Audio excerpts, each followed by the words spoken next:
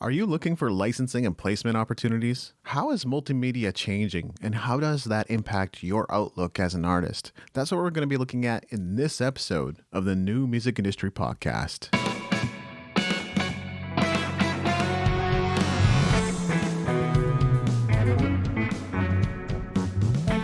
You're listening to the New Music Industry with David Andrew Weave.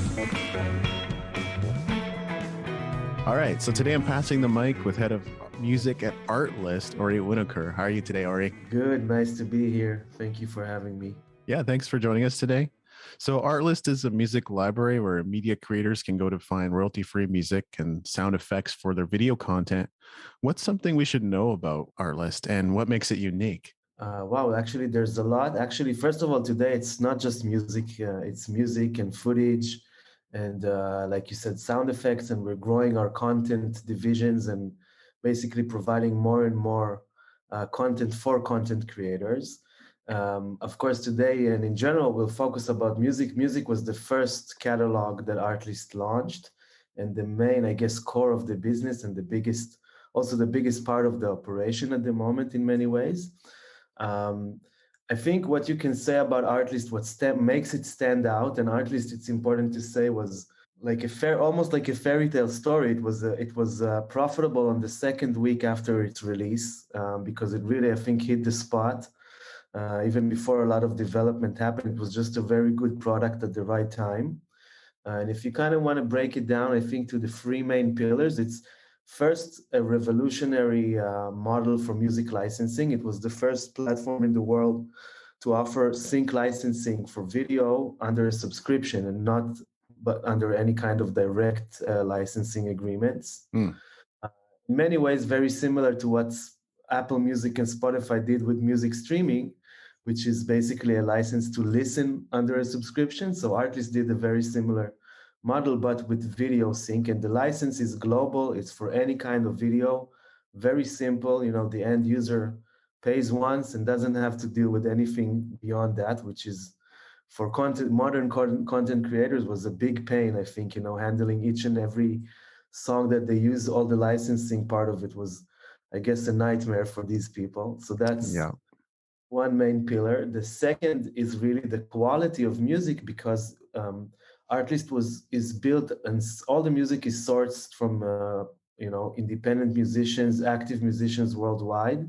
We'll talk more in depth soon because we have two avenues of how we get music into our catalog, but it's all from real artists. And I think in many ways Artlist hit the right moment in time, when music for sync opened up, because it's not background music anymore and not film scoring anymore. It's something totally different. And I think that my best way of describing what that is that Artlist is like a bridge between independent musicians and independent video creators. So that's kind of the essence of it. All the artists are on front. It feels a lot more like a music platform than any kind of music library before that. It's not just a list. You see the artist, you feel the music. It's really all very real and authentic and high quality. And the third, which is also very important, is that the entire platform and everything we do behind the scenes is basically built as a tool for the video creator to easily find what they're looking for. So there's a very smart search engine abilities, both in the front and in the back end. Some are visible, some are not, but there's a lot of recommendation systems that we're building as well. So it's really like a tool for video creators to get inspired for their soundtrack. And today, beyond that as well, because we also have a lot of great footage and so on. But I think those are the three main pillars that made Artlist stand out so quickly. We're, I think, one of the fastest growing companies in Israel at the moment, and in the licensing industry as well.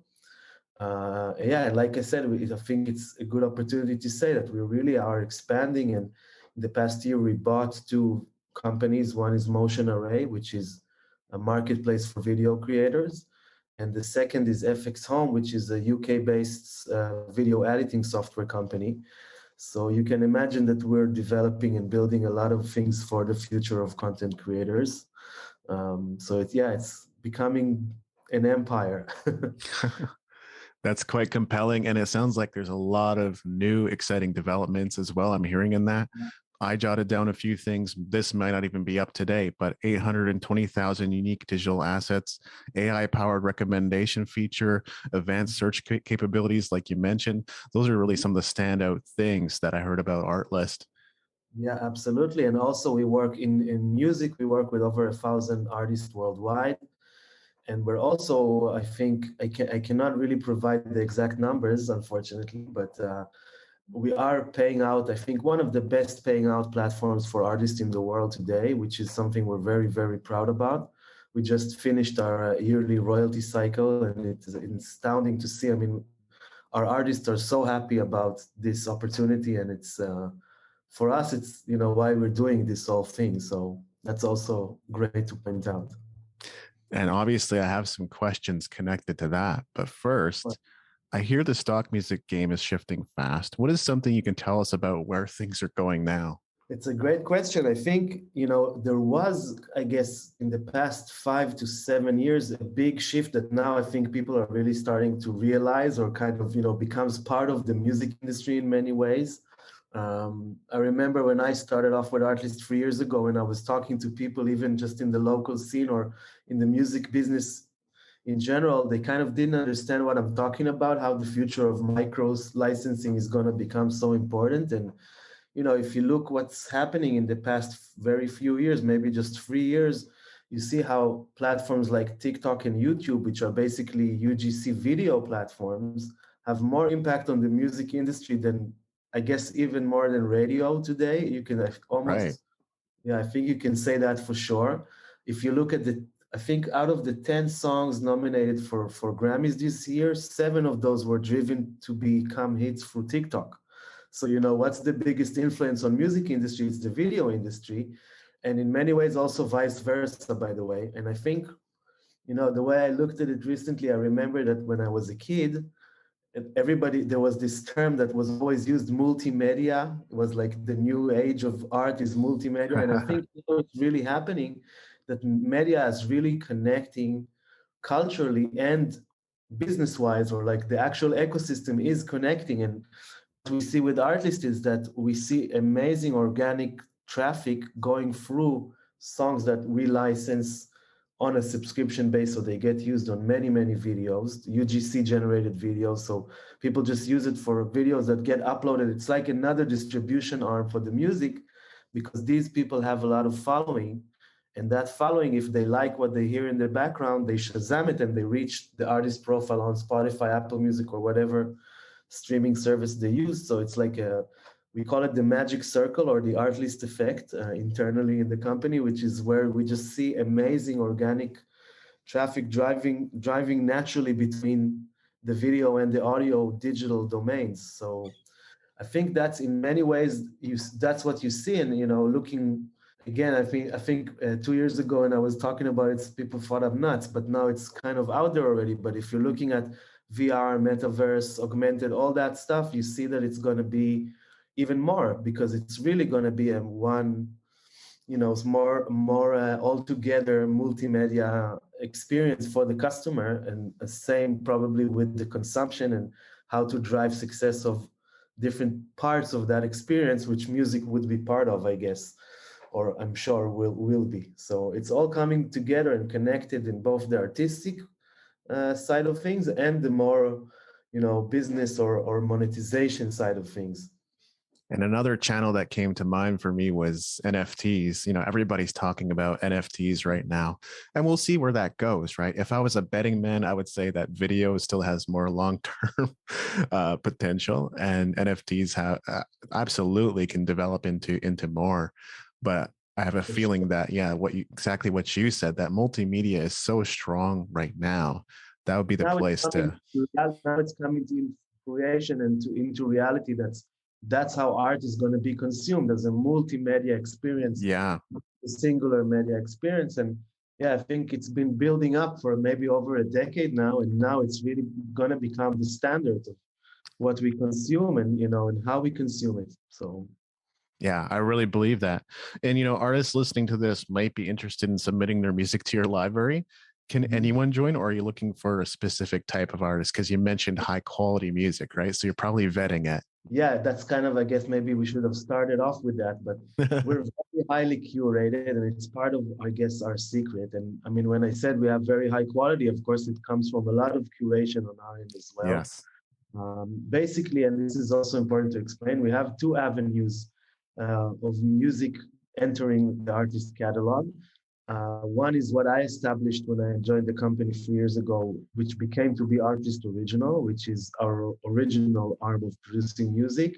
Very similar to how Netflix started off as a platform and then became also a film production or TV production company as well. And their original content was very successful, at least at the beginning when they started off. I think now it's a bit of a drop, but so Artlist Original, we aim to produce the best music for the catalog. Of course, we have a lot of benefits sitting on the back end of our own platform, so we know our users very well, and we do have a lot of things happening behind the scenes in terms of how we analyze and tag our music, so we can have very smart conclusions to how and what to do. But I guess the real interesting thing is when I started building this, it was very small. And I was so surprised by the quality of the tracks we get, and the variety and like we make basically almost any style and genre of music you can imagine, almost always hitting very high quality of both writing and producing and performing and performance of music. And I very quickly understood that I should create basically some sort of a record label model behind it. So Artlist Original today operates as what you can call a modern version of a record label that is inside a high-tech company, making music for a platform that gives license for video sync, but also delivers all the music to DSPs, also acts as a very active publisher to collect all the royalties for all those uses. And we have a very cool deal with our artists, which is basically like a very cool partnership. So it's like a win-win situation for both sides. I think all of our artists that we work with, they always say it's a great deal because it's kind of like combining the old school methods with the new school methods. So when I was drafting all my ideas, I used to call it Motech Records because it's like Motown and tech. So that's kind of how I envisioned it. And I think it really came together. Today, we're producing over 1,000 songs a year with, again, artists from all over the world. And we see amazing organic success on the streaming platforms as well. We're also now aiming to grow this much more.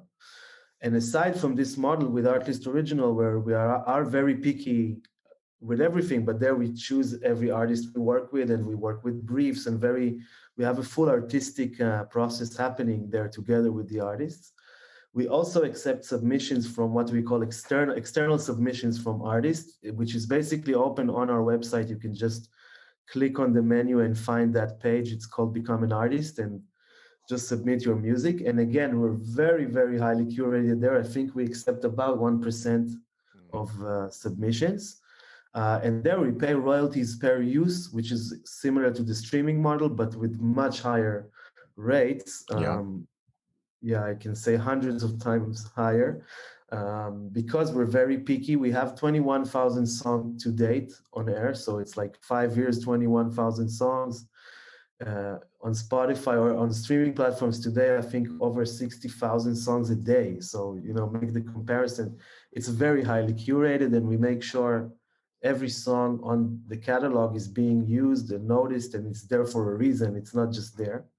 So, I guess in many ways, it's what's missing in today's music industry is that in the amount of releases grew to something that was never seen before. And the role of A&Ring disappeared because the label models disappeared. And we have a very active and also expanding A&R department because we need it. And I think that's in many ways what's interesting here. It's like a revival of an older school, structure of the music industry that's coming back to life in many ways, which for me was missing for many years. I've been a producer all my life, and I think I was mainly in the era where it was like the gold rush of indie, and there was nobody supporting anything that artists did, at least, in my scene. And it was missing. So I think as a producer, I became an A&R person as well, because I had no choice. I mean, somebody had to do that role as well. So to make sure I produce successful records, it was also meant to be some sort of an A&R person as well. So I could definitely see that there's an opportunity for a new kind of label. That's part of the conversation in my world as well, with some of my team members and some of my colleagues and acquaintances and things like that. And so I really love what you're up to there. And yeah, it's like A&R was not sustainable for a while because there was just no money for it. Right? It's like, yeah, I mean, we already have our stable of artists. We're comfortable. We're going to add people if we think they have a great brand and image, but otherwise it's like, no, we're just not going to touch that. and then, with technology, of course, came the rise of do-it-yourself and real indie Yeah, artists and empowerment of artists to really do it on their own. But there are still things that basically, need some sort of industry support or professional support. And I think A&R is definitely one of those things that we're very much missing, or quality control in general. If you think about it, if 60,000 songs are released a day, sorry to say, but some of those are not so good, for sure. yes, It wouldn't be all gold, So yeah, and if you think about it, the older school of culture in general, it's same with film, same with almost everything. And I think our CEO just had a great talk about this in an article published about it. Basically, what's happening is, the end of the superstar model, because it used to be very few artists with a very big investment behind them, both in film, both in almost every consumed art form. And today it's all open up, because you can have a 16-year-old TikToker, which is bigger than the biggest Hollywood star today in terms that's of right. both profits and yeah, and I mean and following, So it's same with music, I think, but it still needs some sort of direction and connection between the two ends, which is the end user and the creator, to make it work. And I think Artlist is a company that's right there in the right place in the middle to make it work, and adding the missing elements in both terms of in both tech terms and industry or more professional business side term or side of things. So A big part of my mission has been empowering artists with new revenue models, right? So like, you're a perfect guest to bring on to shed light on another opportunity that artists might be able to take advantage of. It's been something that I've been up to for years now. And it's just amazing to me that there's still artists who go, well, streaming royalties aren't enough. And I said, but you have to recognize that there's just so many other amazing revenue models available, and streaming for most artists is just going to be like the cherry on top, not the cake. And so we have to really start thinking about the cake and put time and energy into that. yeah, and I can also say that the bigger the cake, the more cherries on top as well. That's So right. Yeah, I love uh, that. and I really see that happening. And I guess I was the same. I kind of came into this new age with Artlist, coming from a very kind of almost underground indie local scene vibe kind of producer and musician, always on the no money side of things. Yeah. I think for me it was same. I was looking for where can we break the barrier? Because for me, like, why shouldn't artists make money? There's no reason for that, Yeah. Yeah. And that's like a big topic, because I can go about many different avenues of conversation here, but I think there's a few interesting things happening here. One we already discussed, which is how the digital ecosystem is connecting, so that immediately maximizes or even enhances opportunities, because things can really connect. So if you get placed in a great YouTube video with 20 million views, and it's enough that 100,000 people out of those 10 million like the song, and today, remember, also songs are sometimes very frontal part of the video, so it's almost like video clips or music video clips out there being made. And same with TikTok, and it doesn't matter which format of video, it's a huge mechanism of exposure. And so if you're asking, most musicians are like, not used to this new revenue avenue, would say no, but why should I micro license my songs for such a cheap rate? Or that's the kind of switch you need to do in your mind, that you can sit and wait for one big Netflix sync your entire life. There's about a 90% chance it would never happen. And when it does today, also the rates there are lower than they ever been. And or you can find a way to use the internet model, and the sharing model, and create a lot of micro sync happening, and you get both paid more for sync and a lot more traffic your way because it's a lot of organic exposure for your music. So I guess that's one thing for sure. And the second is that something, I guess for me, amazing that I see happening in the past few years is a reformation of how music copyrights are being handled in the digital domain. Mm. You see it both in terms of tech developments that are finally kind of, becoming what a lot of people imagined for many years, becoming really tools to be, to empower people to collect all their data of uses, of placements, of plays, of streams, and really connect all the information together and turn it into, smart and active royalty collection, because basically definitely publishing royalties are still being collected and managed in pretty old school methods, but Tell me about it. in reality there's ways already to handle it totally different with the help of tech, especially audio fingerprint and smart database management. And I think also, again, in the past 2 years you see a lot of startups starting to emerge and combine all that with cryptocurrency and the ability to have immediate payments and data transfers and so on. And I think you see how, I think in a year or two, it's all going to be different. Like an artist could deliver his song to multiple uses, multiple platforms, and immediately receive all the information and collect back money for the uses and for all kinds of copyrights, not just for the direct kind of, I used to sell my CD and take a cut out of that and then hope that I'll get all the rest of the plays from all, so that really changes today. And I think it goes together, because if the consumption ecosystem is connecting and getting bigger, and the methods of tracking and collecting gets better, then there's a very big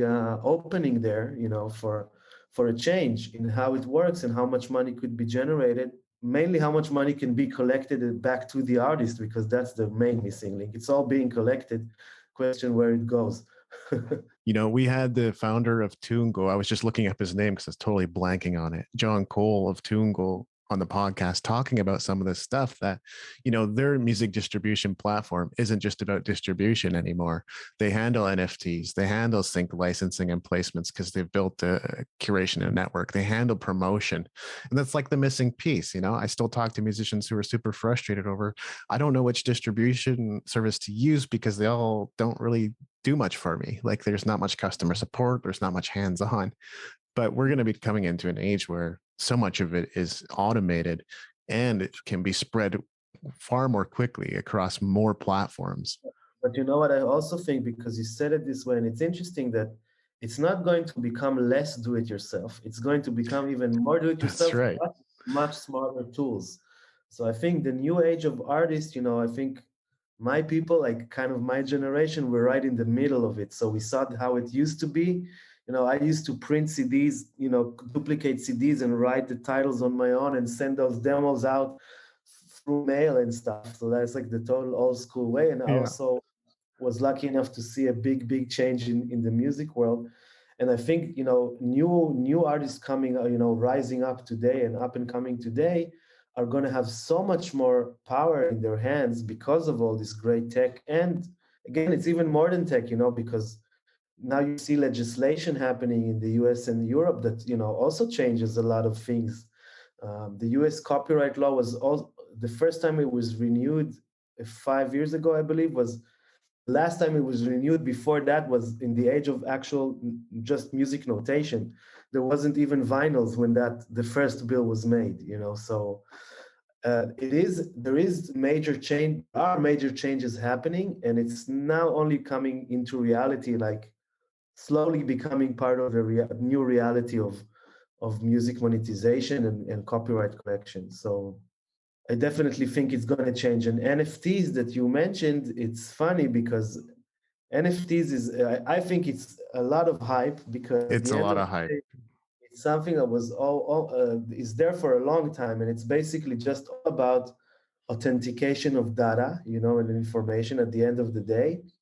And I think there's still are a lot of missing links for it to become something Exactly. that really changes everything.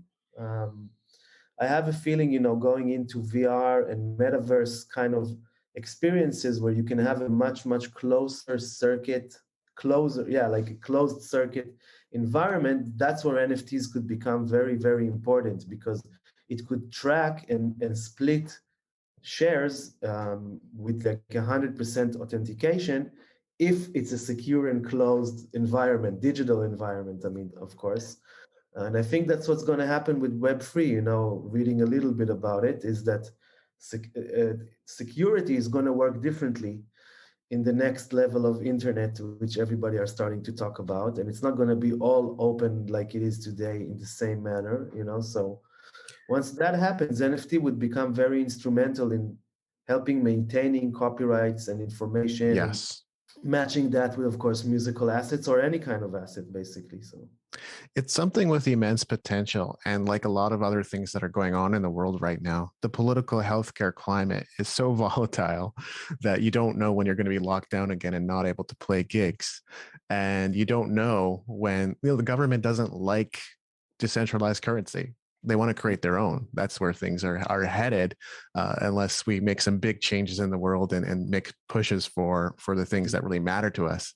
And so, yeah, it's a very, very volatile thing right now. If anybody's like really winning at NFTs, let me know. That's great. We're not here to put you down or anything. NFTs are part of a very interesting way towards change. That's the way I see it. But Yeah, it might take another year and have it be totally retransformed before it becomes something more on basically like common use of how you handle these things of digital distribution and collection of asset royalties, I guess. And I think really it's beyond music too. So it's going to be beyond music when we get there.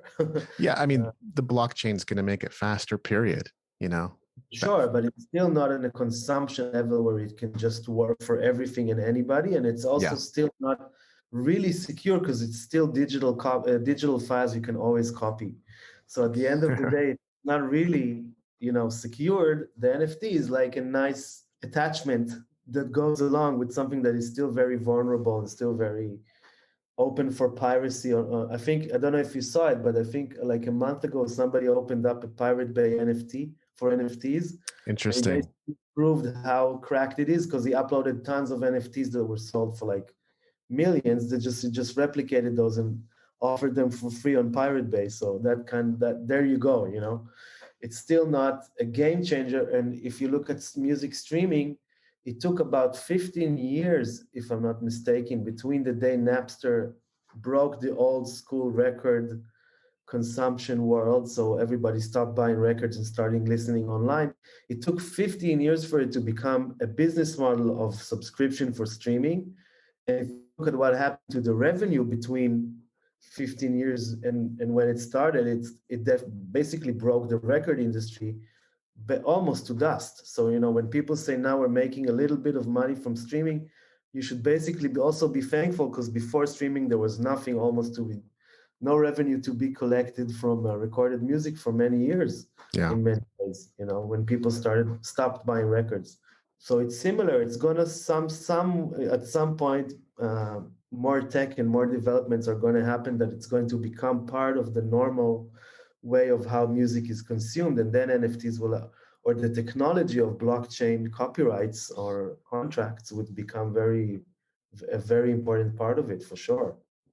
I'm pretty much the same mind as you. Yeah, I think it has an opportunity to develop into something better than it is. But I just, it's kind of face palm for me when I hear musicians say, "Oh, I was on Clubhouse today. What did you learn about?" "I'm so excited. We learned about NFTs." And I'm like, yeah, you're like the 8,000th person I've heard today say that. And here's what you need to know about NFTs.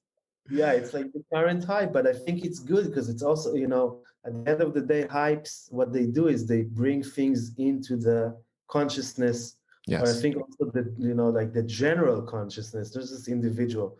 So slowly, so it also means more people are looking in and investigating what the hell is going on with digital copyrights, so that's also a good thing because it's going to end up developing into a solution or to a newer solution that's going to be better. So It's a, Absolutely. I'm blessing the hype, although I think it's definitely a blown up hype over NFTs at the moment. But I'm blessed. I think it's a very important part of the road to success in those terms.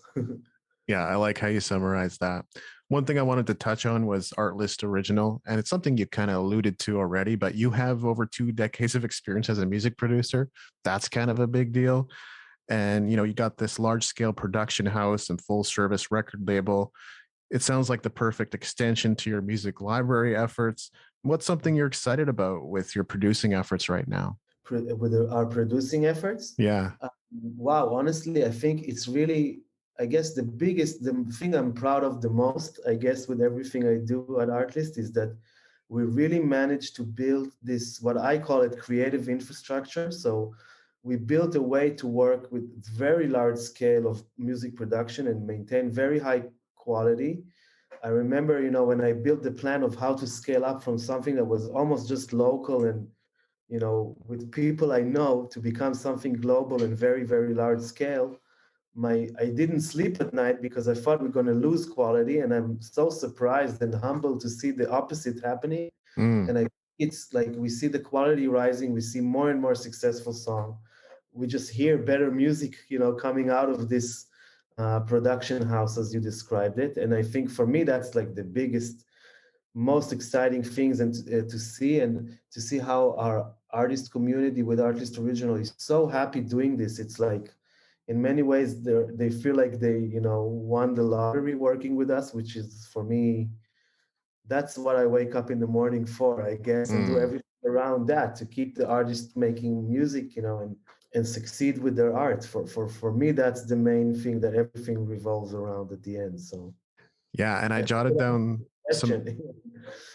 Yeah, absolutely. I jotted down some notes here again, and these numbers might not be accurate anymore. You might have done more, but your label produced 700 songs by 150 plus artists worldwide. Like that's notable too. No, it's actually much bigger. I guess the time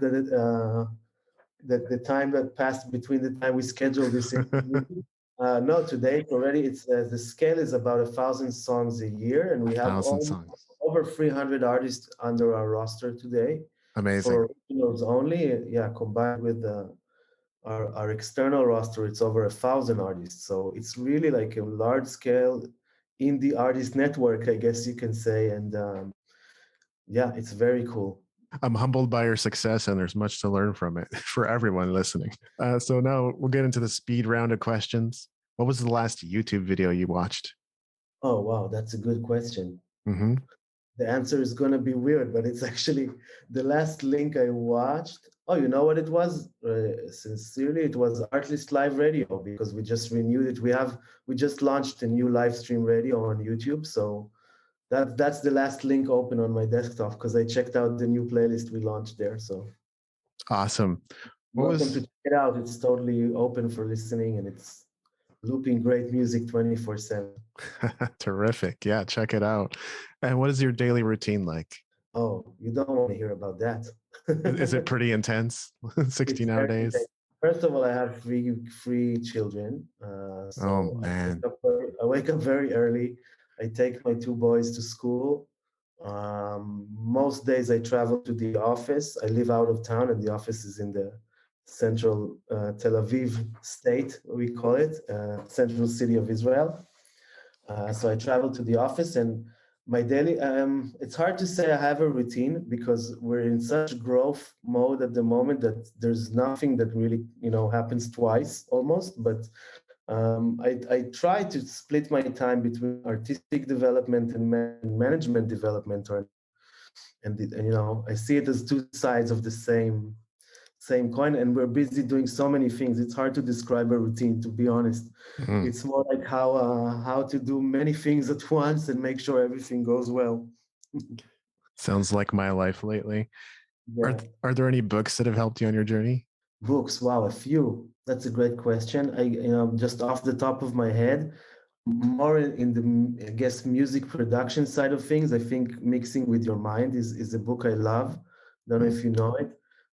It's a book that for me was like I felt like I'm reading my thoughts. Like that's how I kind of looked at things, and I loved it how it's like a book that describes what's normally considered as very technical sound engineering work as something very philosophical and spiritual. And I think that's a great book that influenced me a lot. Good question. There's one, I'm not sure how it's titled in English, to be honest. Wow, but there's a few. I think more than a book, also a lot of the recent series really influenced me recently. Like the Defined ones for me was, I guess, a game changer in my life in many ways. Watching that story really, I guess, made me shift my thoughts as well. Yeah, but that's just off the top of my head. What's the greatest challenge you've overcome? Wow. I used to produce records for indie artists, so there's many big challenges to overcome. I'd That's imagine. the biggest challenge. Wow, that's a serious question, man. Biggest one, wow, I'm not sure. I mean, in many ways, I feel like challenges keep growing. As you grow, challenges keep growing with you, but you also become a little bit more experienced, so you handle them differently. So, I mean, it's really in the eye of the beholder. Things that for me were big challenges when I was a teenager today look like very simple stuff to handle. So, yeah, but I guess if to be honest, it's becoming a parent is the biggest challenge in life, for sure. If it's not part of the music talk here, but yeah, that's the biggest one for sure, I guess. And then definitely combining that with a lot of aspirations in the career side of things. That's a big daily challenge, I guess. Yeah, that's wisdom, I think. And what's the greatest victory you've experienced? Wow, I think I'm lucky to say I had many victories in my life. The biggest one, I think what we discussed is probably my biggest victory. I mean, coming into Artlist, I think I was so lucky to join the company at very early stages. And I'm very lucky that, the founders gave me so much, both freedom and direction and support to build this thing and go and follow my dreams, and which of course is becoming all of our dreams together. But I really feel that I was very much empowered by them. And I think what we managed to build in 3 years, I think actually next week I'm 3 years at Artlist. So, even just telling you all these stories and understanding it all happened in 3 years, that's a very big victory, I guess, for me and for the company. And I'm very happy about it.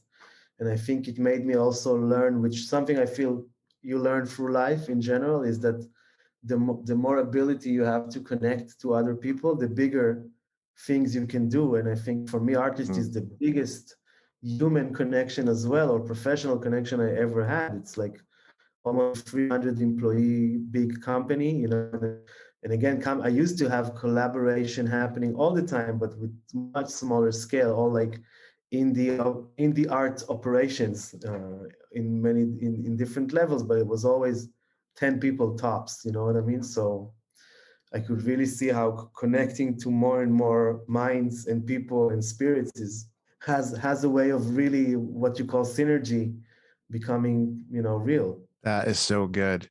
Well, thanks for your time and generosity. Or is there anything else I should ask before we wrap up? No, I can talk forever if you want. But, Zoom's going to kick us out soon, so we can't do that. yeah, that's true. No, but I think, I maybe can just say to wrap it up that I honestly think, we're in an absolutely incredible time to be alive. And I think there was a decade for music which was really rough. And I think it's really something is changing for the best, and I think we're so lucky to be part of it and be witnessing also the change, because nobody knows what's on the other side, and to be able to see the shift is for me, like, I feel like, it's an honor and a privilege to be here and see it and be part of it in many ways, I guess. And I think all musicians should understand this and help them motivate and keep doing their thing, because it's really getting better, Yes, that's great. Thank you. Thank you for sharing today. Of course. So happy. Thank you for inviting me, and have a good evening. You as well. The Unstarving Musician podcast, hosted by Robunzo, features interviews with independent music artists who share their experience and expertise on recording, touring, getting gigs, their creative process, marketing, and more. It's a podcast intended to help independent music artists better understand the marketing, business, and creative processes that empower us to do more of what we love, make music. Find it at unstarvingmusician.com and wherever you get your favorite audio. This has been episode 260 of the New Music Industry Podcast. I'm David Andrew Weeb, and I look forward to seeing you on the stages of the world.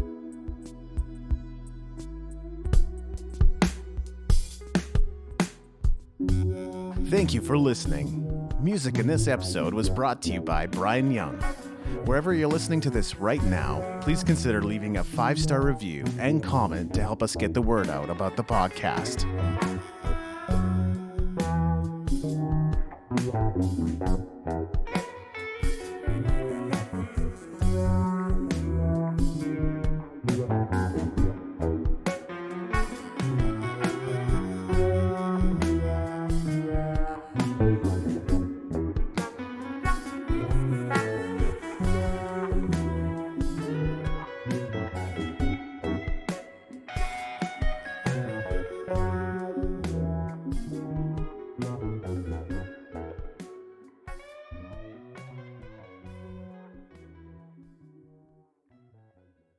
Hey, thanks for watching, Music Entrepreneur. Just so you know, between now and November 19th, 2021, if you purchase any of our e-bundles, courses, or coaching programs on content marketing musician created specifically to help you get results in your music career, we're giving 50% of the proceeds to the education of underprivileged children in South America. This is to honor my late father and grandparents who also contributed greatly to the cause. Head on over to contentmarketingmusician.com/products to check out our selection. And if you don't see what you need or have a request for some other training, feel free to let me know. Also, don't forget to like, comment, and subscribe if you enjoyed this video.